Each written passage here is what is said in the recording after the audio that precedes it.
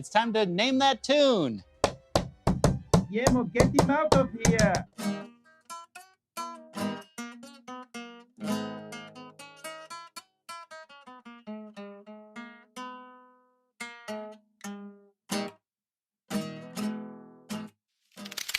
You're listening to the League Podcast Vampire Council, Season 2, Episode 5 of What We Do in the Shadows will be our subject.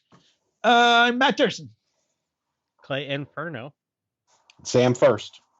All right, welcome back, guys, and welcome back any listeners who may be listening, which you're not. But here we are. We're back. Still in quarantine, of course, but kind of the vampire life, you know, stay inside all the time, though, where they just stay inside during the day.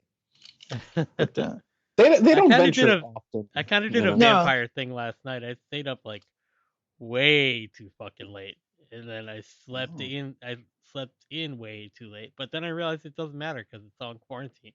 Nobody does anything for me. Yeah, it doesn't really matter. You can sleep late. I give you permission. Thanks. Yeah. So, I have to say though, this is Colin's promotion. I forgot to mention that earlier. This episode, the name and the theme of this episode. So I want to say, I think I said last week I was like, I want a Colin centric episode. I didn't honestly know that there was gonna be one, like until we looked at the preview. Like this was exactly what I wanted. It was demanded it. Pretty damn amazing. You demanded it, yes, and you asked the universe, and it happened. I manifest. Yeah, eat, pray, love. Yeah. I want to say now, I think in a lot of shows, well, good shows, not all shows, but like in the really good shows in the history of shows, there's like a turning point, maybe not even a point, but or whatever, where like things start to turn. Like the first season of this show and a lot of shows is kind of just like, okay, let's just put the characters in wacky scenarios. You know, oh, they go to a Super Bowl party and stuff.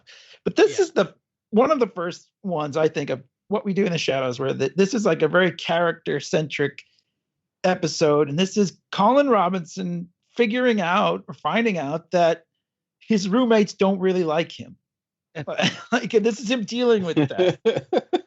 As opposed to like, oh, they go to a super owl party, which is great. Like, I love that. But like, this is a great sort of, I think this is a point where they're starting to turn and you can play with the characters a little bit more.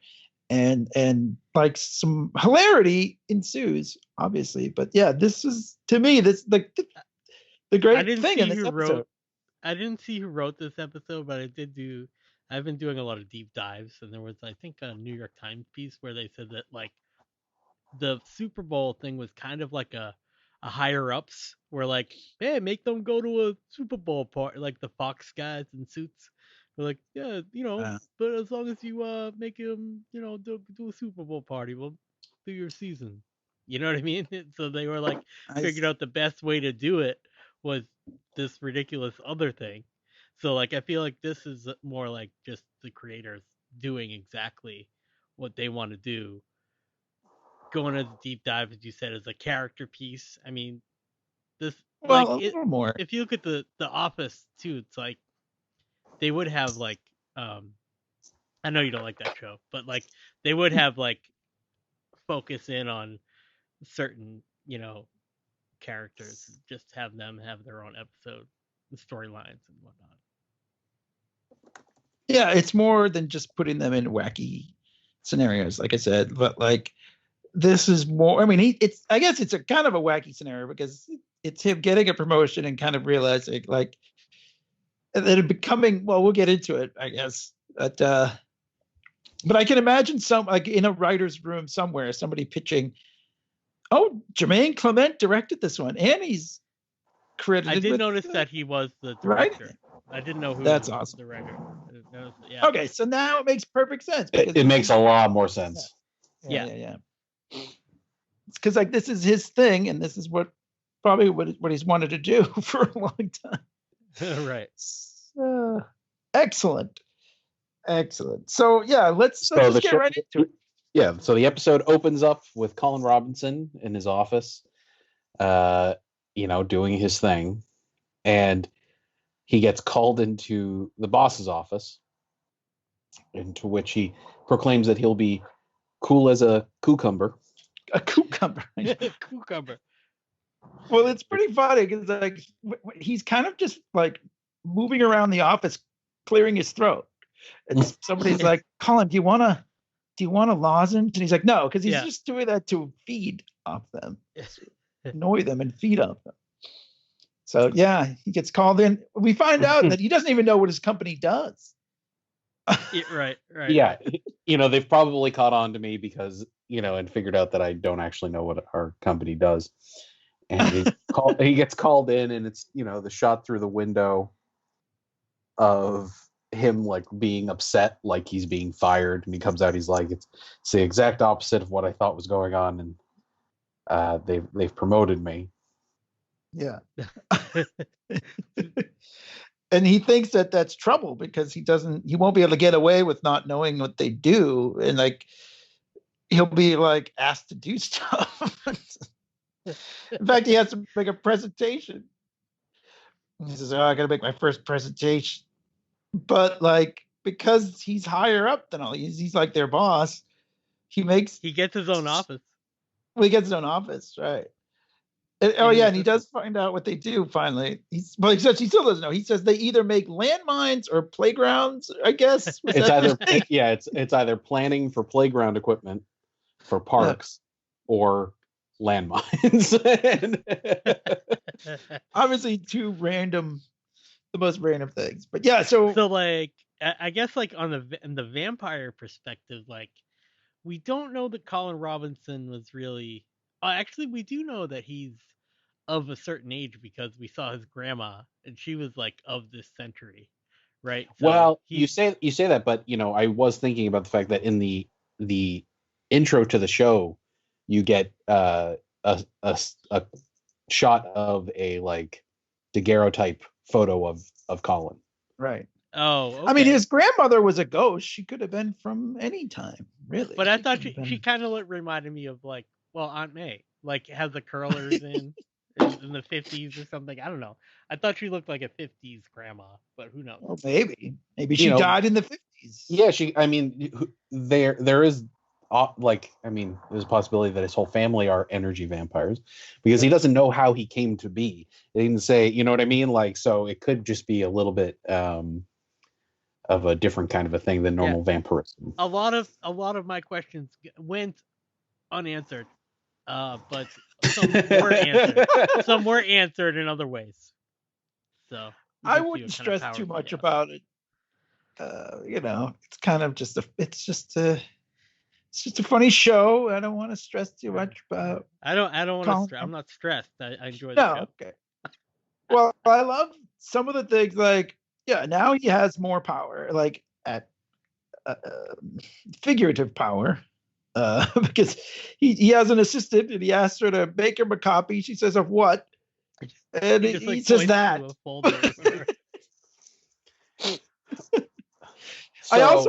I'm sorry. Yeah, go ahead. Oh, well, I was gonna say, so like, I mean, when he's proclaiming like when he finally figures out what they're doing, he's like, it's right before he's about to go in and give a like PowerPoint presentation.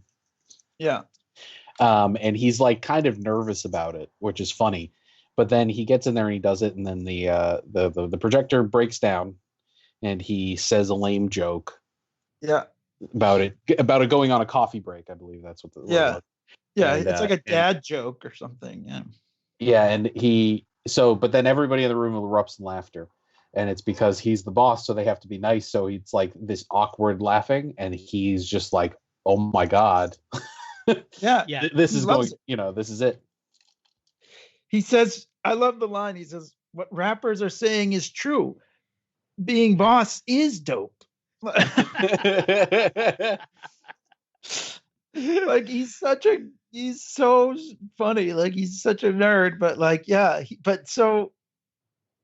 I love, when he goes to his assistant and she says, "Yes, Mr. Robinson." He says, "Colin Robinson." Like even he calls himself just Colin Robinson. Yeah. And all the vampires do too. Everybody and So- Guillermo. Everybody addresses him as Colin Robinson.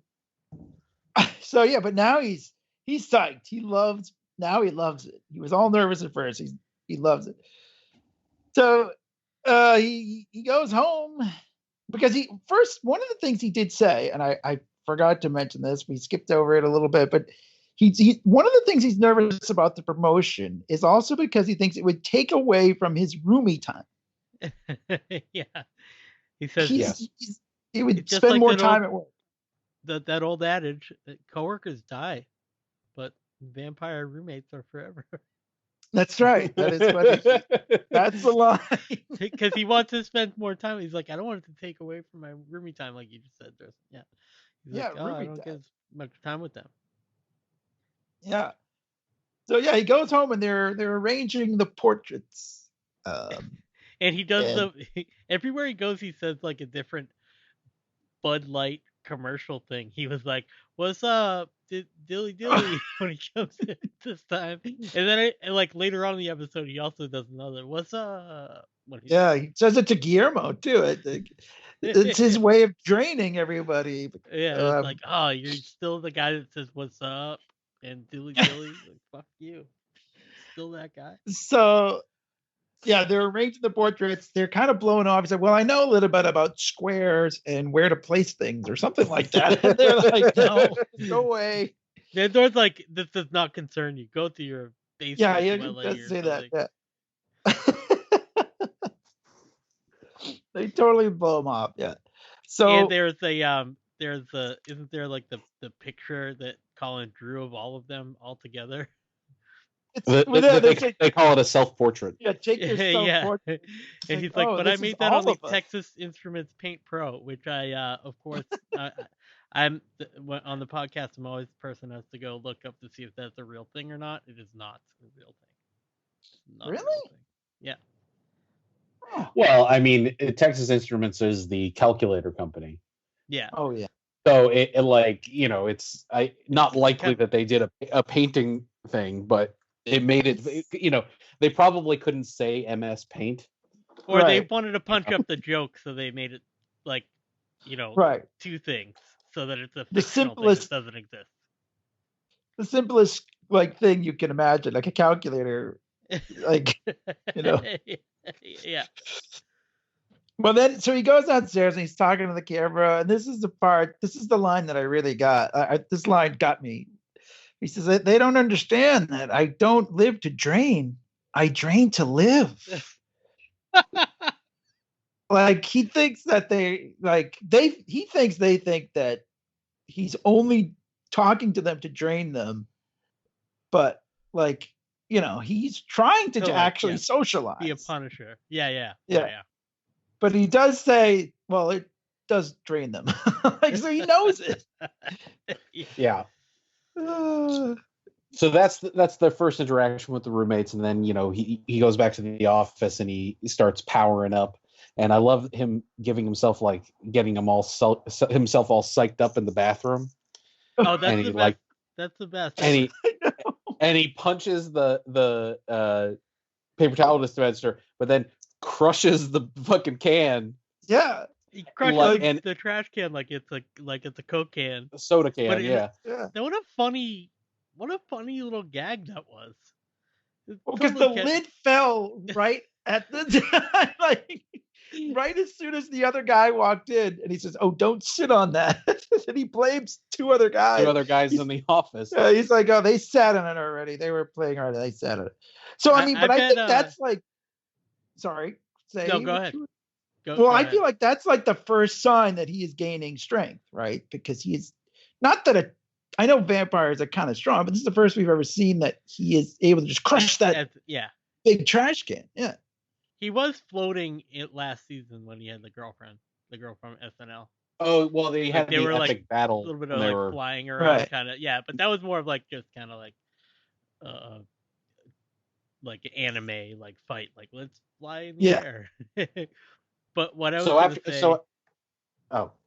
I was gonna say earlier too. It's like I bet the big shots at Fox when he like Jermaine Clement's like, well, I'm going to need a little CGI or I'm gonna need a little bit of extra special effects in this episode. They're like, oh, what is it? And he's like, well, I need him to crush this can. And they're like, oh, cool, yeah, we'll throw some money at that. Like it's not like some big ridiculous thing. He's like, no, like for the vampires, we're just gonna have them up on wires and they'll fight for real in the house. And then, yeah, I'm just gonna need to crush like a trash can in the bathroom, but have it be realistic. Can we do that? Yeah, sure, no problem. Crush your can. Yeah. I mean, there's got to be somebody on set who has to figure that kind of crap out. It's somebody's job. So once he's started feeding, he goes back home, and we kind of get they're still arguing about pictures to hang. So this is like at least a day later, and they're still having this argument. and she's like, he's not paying attention to them. So Nadia says something to him about, how was your day? And he goes, like you give a shit. Yeah. And in a douchey way when somebody's on a phone and they won't get off the phone, but they look at you and they're having two conversations at once. It's like, you give a shit.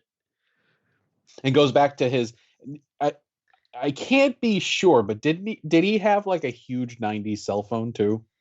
I think it's kind of like the power move now is to have a big, like a big Android or a big iPhone, like is like kind of the trend if you're a real douche. Like if you're like if you work on a political campaign, you have like the big Max Super one. And I think that I went back. He's just got a iPhone, but for whatever reason in my head it was like one of those big 90s flip phones, like the big gray ones. From Wall Street. Listen to what he's saying. He's just like, "Are you at the office? Can you get to the office? How far are you? How far are you from the office? I know. I understand you're not at the office right now. Where are you?" He's like, I have a phone roll call or something. I don't know what that was, except for that. Did you guys see the Parks and Rec thing? I think you guys watched it, right, Dursin? Yeah, I watched it. Where they had everybody like call like a phone tree is what they called it in there, and he just said he was like, I'm on roll call, which I get why he's just calling everybody at the company or whatever because he's the boss now. I guess, yeah. Maybe he was hungry. He had to drain someone. I don't know if you can drain them over the phone. Will that work? Are you at the office? I think so. Yeah. I think so. Yeah. Oh, okay. There's got to be a reasoning behind him being on the phone, but I would say that. So he comes back and there's that interaction, and then she's like, "Well, we wanted to know if you wanted to help pick out a picture." So he's like, "Well, I'm busy, but I've always been kind of fond of this one," which in itself is funny because this raises a whole new shitstorm in the house. Right. So did he because then they pick it up like, oh, I don't remember this one. Did he use his powers to create this painting or something? No. He just called Nandor knew what it was. Nandor knew what it was. So he was kind of hide it. He was trying to. Okay, yeah, that makes more sense. So Nadia's like, what a lovely landscape, and Nandor's like, I think it's terrible. We should donate it to an orphanage or something. Orphanage. It's a burning village, and it brings back memories. Yes, and it brings back all his. She's like, oh, this looks just like my village, and I've heard of this event where we were pillaged, and the village was burned down, and every time they do stuff like this, it makes me think that there has to be somebody specifically on staff that is there to research weird paintings and illustrations. Definitely, yeah. I always wondered that about the movie too. I want that job. I know, and it's like, I don't know what resources they have, but oh my god, it's the funniest crap is when they have these strange pieces of art to go along with the stories. Some people create them too. You know what I mean? Because some people can ape any style. I know some people that can draw some of the things. You know what I mean? These all feel very, very genuine. There's their Texas Instruments, paint program probably, right? That's no, these all look really good. Yeah, these are because usually, like I said, they cut to it. But this one, it's actually part of the story. So this is great. Well, in the movie, it was part of the story too. There was always the beast, and they would cut back to the same really weird illustration of that thing. Yeah, it had a dick, in the middle of its chest. Or his Yeah. chest, yeah. And then a ton And of him like where he doesn't get the in this faces case, right she's for talking about how illustration. but in this case, she's talking about how wonderful her village was and how the water tasted. What did she say? It tasted like Like it tasted honey or something. like the water tasted like honey, and Even the urine Urine tasted like tasted rose like water. rose water, and when you drank it, it would make you want to dance, is what she said. And the image is the dude drinking out of the river with the dog pissing in it from upstream. It's so ridiculous. And this is, of course, like, but this is, of course, 200 years before she was born. They said, right? Like when the village was pillaged, and we find out that it was Nandor who pillaged it and burned it. Yeah, and he left only the ones with the simplest minds, or the softest minds, and the dumbest bodies, or something like that. Is what she the said. softest no, something was soft. I forget which it was. I think it was That the softest brains. Yeah. Oh my god. And it said like everybody there is 3'2", and Laszlo Yeah, he's a giant. all the men are 3 feet tall. I love Laszlo. He's always just so like he's on like a little pip like London stage for David Copperfield. He's like, it's true. Yeah, and then he's like, well, we don't know for sure it was him. And then it's like, well, then who's this? On the horse in this corner. On the horse. And then he goes, oh, that's him. Yeah. Last He time says was very few lines in this episode, but they're what's all fucking gold. Frank Zappa doing on a horse over here?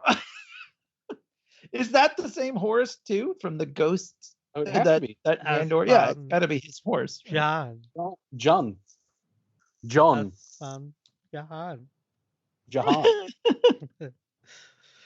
And then he was like, so many.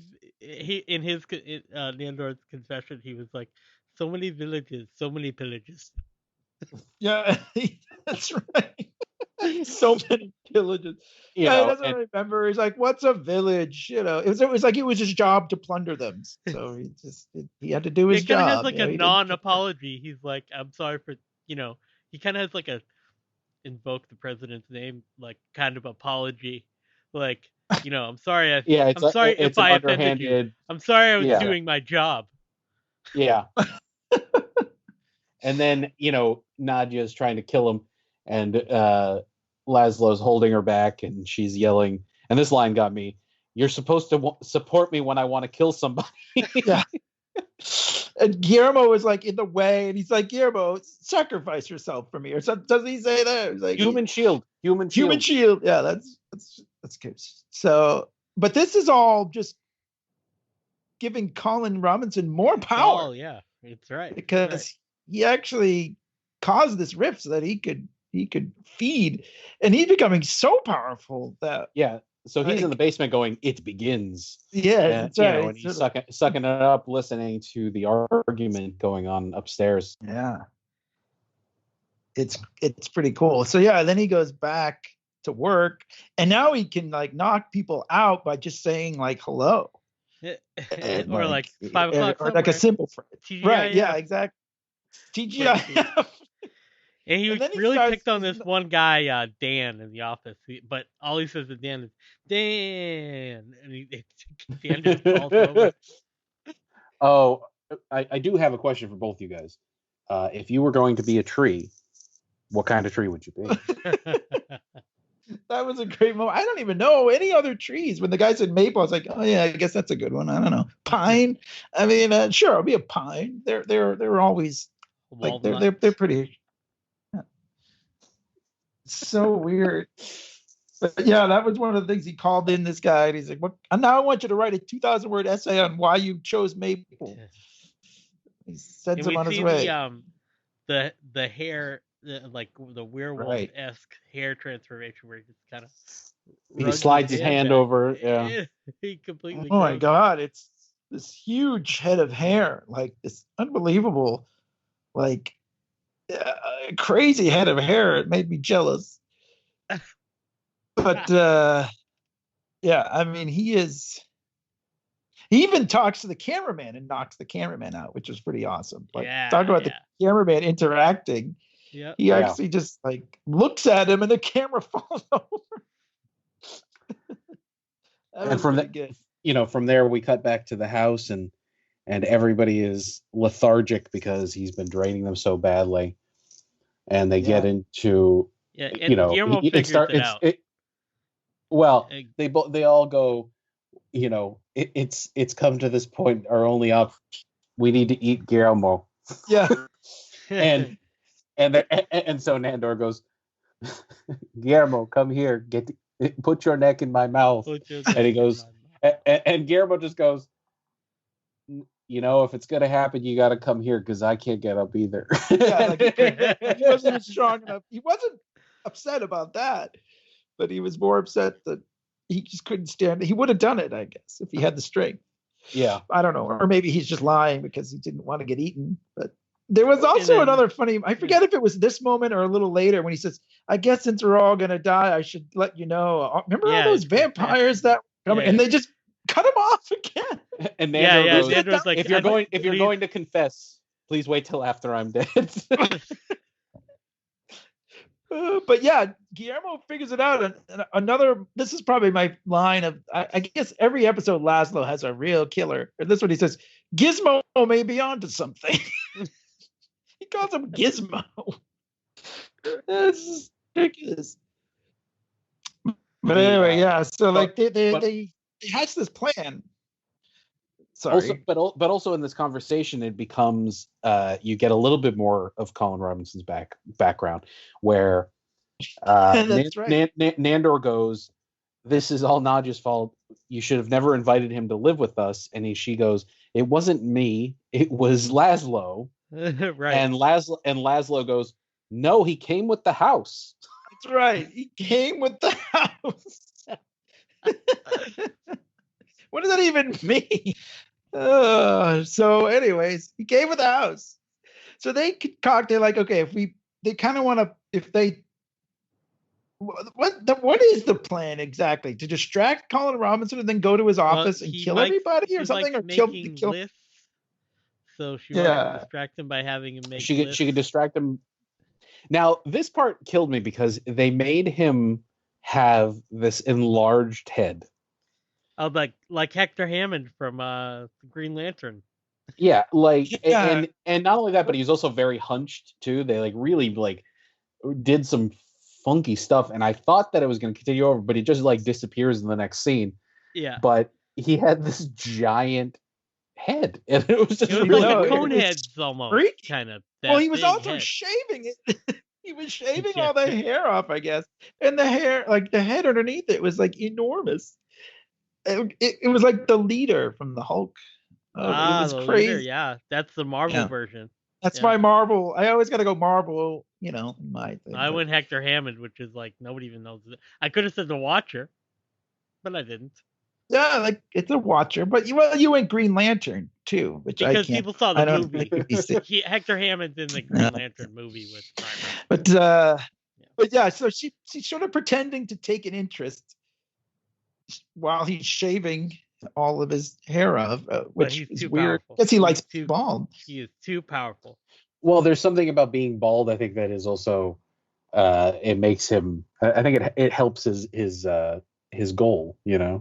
Yes. But I love his lists because he starts to list off because, like you said, he likes making lists. So he starts to list off the people in the office, and one of them is Diabetic Dave, which is just weird. And Balsamic Ben, he's like, we don't call him balsamic because he likes balsamic vinegar, but because he likes the actor. I don't even know. There's an actor like Henry Balsam or something like that. Yeah, I looked him up and I was also trying to see if there was some sort of thread, like he played a vampire in something or whatever. But no, he was in an episode of the original Twilight Zone, which is all right. Well, but he's in a lot of stuff. There you go. All right. But it starts, she can't take too much. And then she goes back upstairs. Well, she tries to sneak away, and he's like, I'm not done. Come back here. Wait, I'm not done. I know, it's so weird. But she goes up, she's like aged, like now she's all old and gray. And they're Yeah, all like old. they did in the movie. Yeah. It's pretty it's this gets like kind of like not like scary, but this is pretty whack. Like they're really dying now. Yeah, and Laszlo goes, "Why don't you come over here and like he's like and die with me essentially like, Yeah. and we'll pass We'll die we'll pass together, on yeah. together." And she's like, "Nah." And he goes, I don't know well, about you guys, but like, but like, there's so many things with Laszlo and Nadia that it's like so similar to like the vibe here at my house with Stacy. really? Like Oh my it's just so god. funny. All We're both right vampires. then. Now we know the vibe here.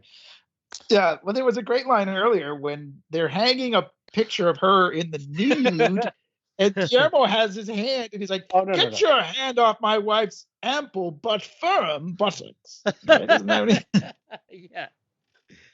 Yeah. But there's also So- in the opening scene, she's like, "Does this look familiar?"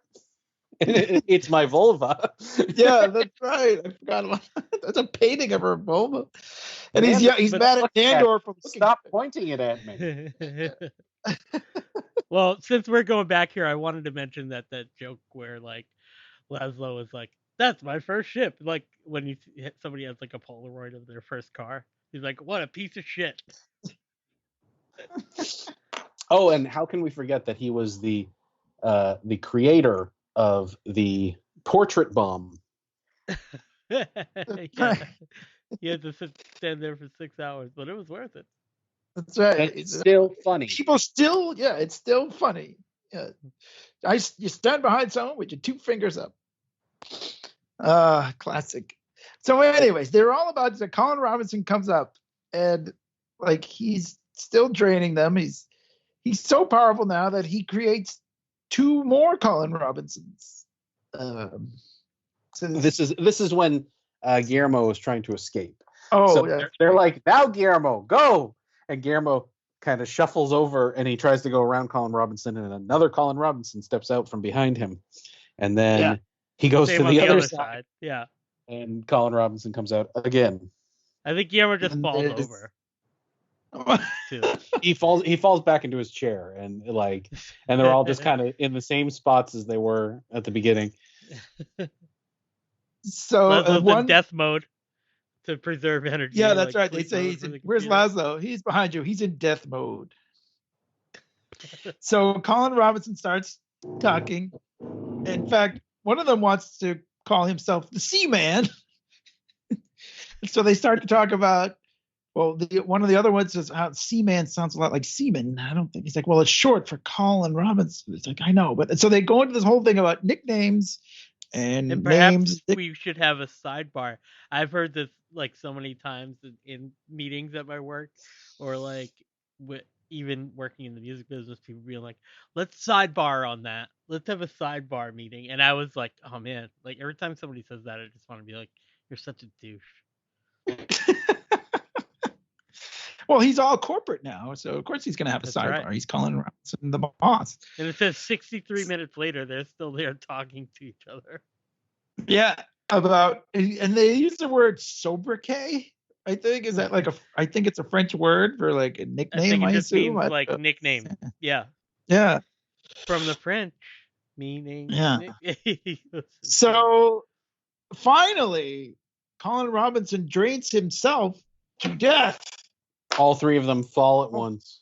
Three of them fall, and then they go out and bury them in the yard near this section of the fence that was his favorite, because they saw him once looking at it, and Yeah. they give this weird eulogy where it's like, well, we didn't really like you that much. They throw his self-portrait in there, which you like, which none of us did. Like, it's the weirdest. so it's We bury something you like, and get rid of some things that we don't like at the same time.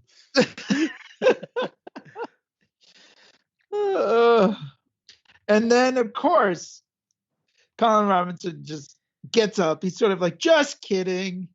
And he just wanted to hear what they had to say about him, in his eulogy. And I guess he's satisfied that they like him, like, because they gave him a eulogy. Well, not only that, but it's like, and then it becomes this entire thing seemed to be like sort of a plan to get him to, or for him to get them to admit that they liked him. Yeah, it seems like the whole thing. It's the like, entire, it was the kind entire of hard. thing. Kind of hard, a long way to go, but it worked. So I'll take it. Which is also really just douche speak. I'll take it. Douche boring office speak.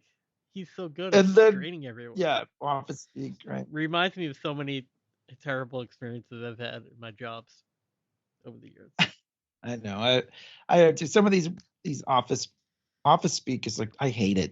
It's the most. Where did these things come from? Like, where? Can we circle back to that later? Can we circle back to that later? Circle back to that. Sunsetting, or is that the thing? Like when you're just doing away with a certain thing, they go like, oh yeah, we're gonna sunset. Oh, we're gonna be sunsetting that. That is the worst. I thought sunsets were cool. Not for vampires. Well, no. Well, no, actually, sunsets are cool. Sunrises are not cool. Yeah, right. That's true. Sunsets mean you can start to be go careful. out. You can't be too close to the sunset.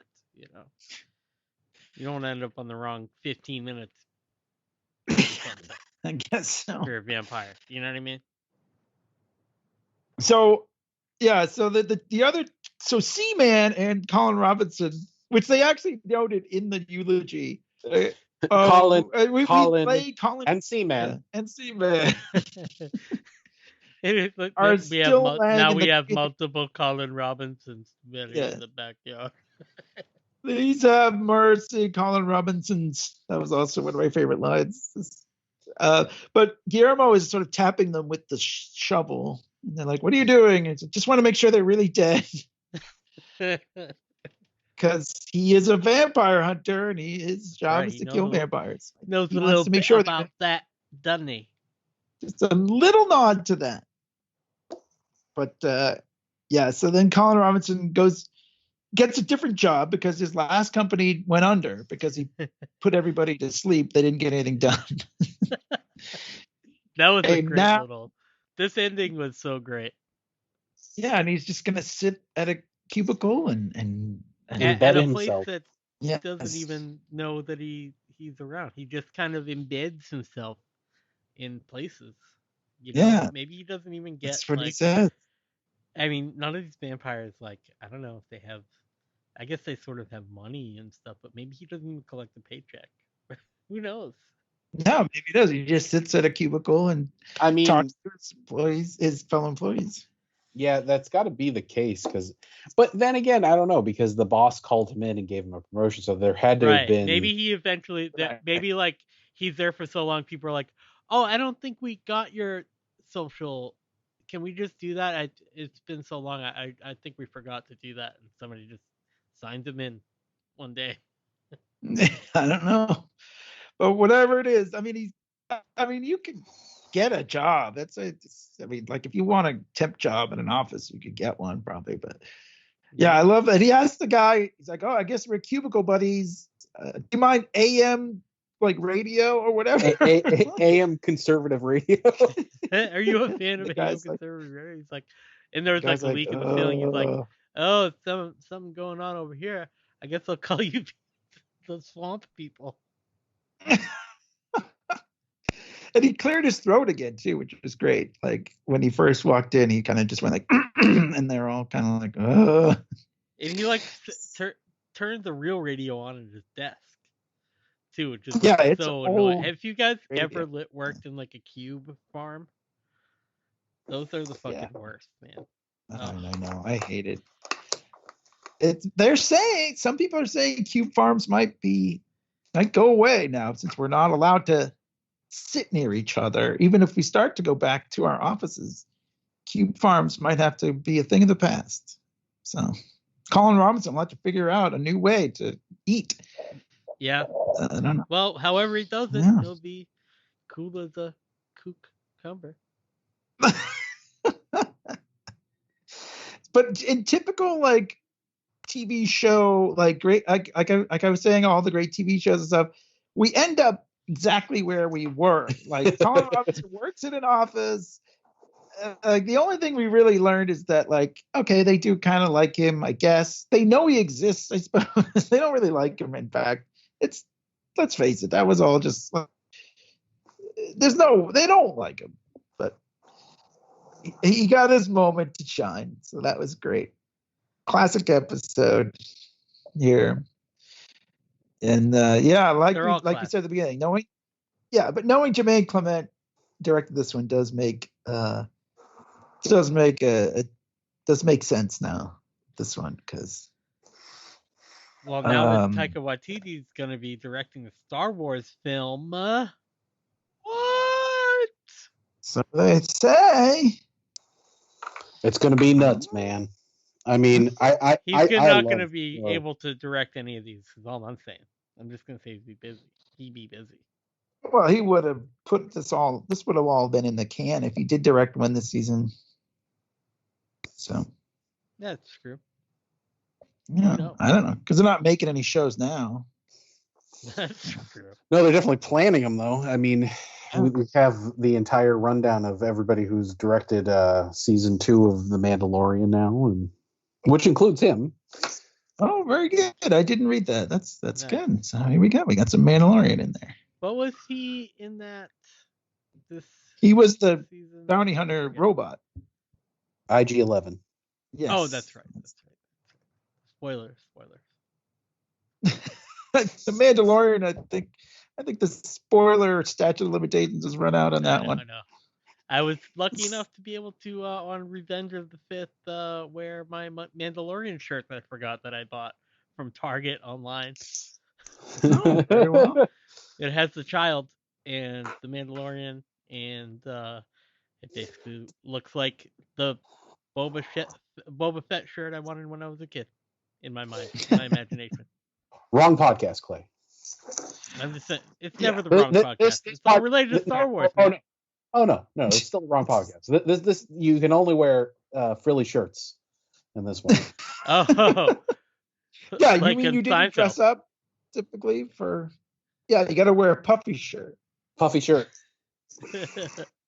So next week's episode is called On the Run. After a vengeful enemy from the past appears without warning, Laszlo flees his home and goes into hiding to avoid certain death. Oh, good. We get a Laszlo. Yeah, we get a Laszlo. Not that many. Do we think that this is Nick Kroll? Yeah, who? Oh, that's right. He's supposed to be on. Who could it be? It could be him. It could be Nick Kroll. It could be anybody. Nick Kroll could be looking to have revenge after Laszlo's hat burnt down his club and put him into the hospital. Maybe. The witch's asshole. That's right. Suckling at the back of his neck. There's no word on the who would be guesting on this one, but on IMDb anyway. It's probably out there somewhere. But it could be. But it's Laszlo, like we said, so I'm excited. I anything that features Matt Berry, I'm over the moon about. So I have to get into some of his other catalog since he recommends it so much, and he's easily my favorite, just over the top vampire on the show. I don't have a favorite. Well, he has a new show called Year of the Rabbit. I don't know if anybody has seen anything about this, but it's basically he's like a Victorian London detective. Oh boy, that really checks a lot of boxes for me. And I mean, like, I watched some clips of it, and there's even like a dude who's dressed up fully as the Elephant Man, and it is just like it looks so unbelievably nuts. All right.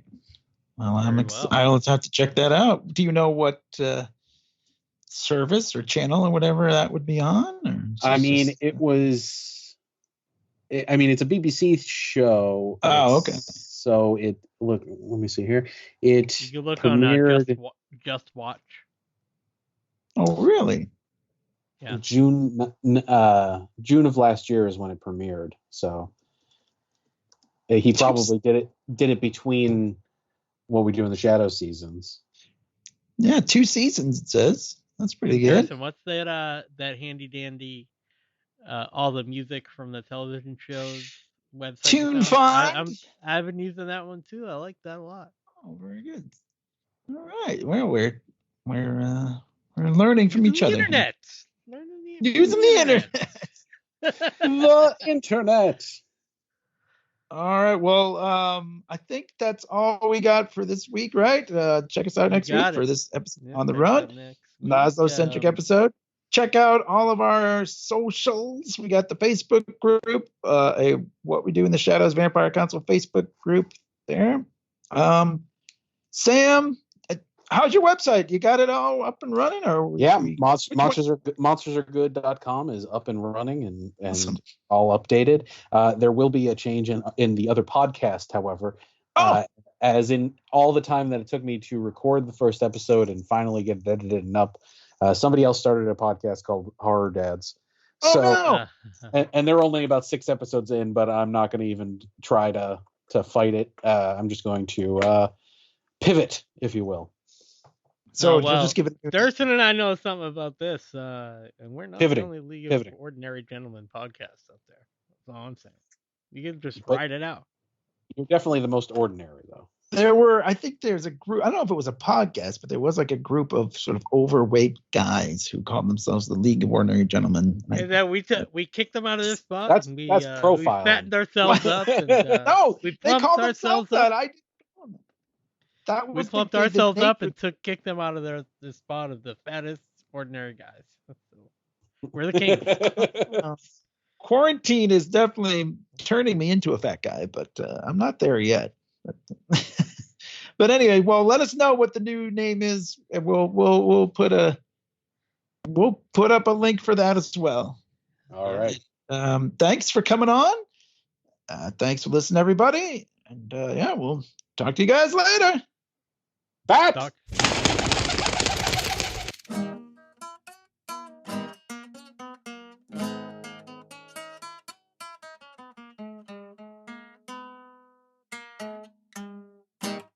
I don't want these virgins. They are going to taste too sad. Oh, come on. Well, let's just eat the mean one. No, I know what you're bloody like. If you eat the mean one, you're going to be mean all evening.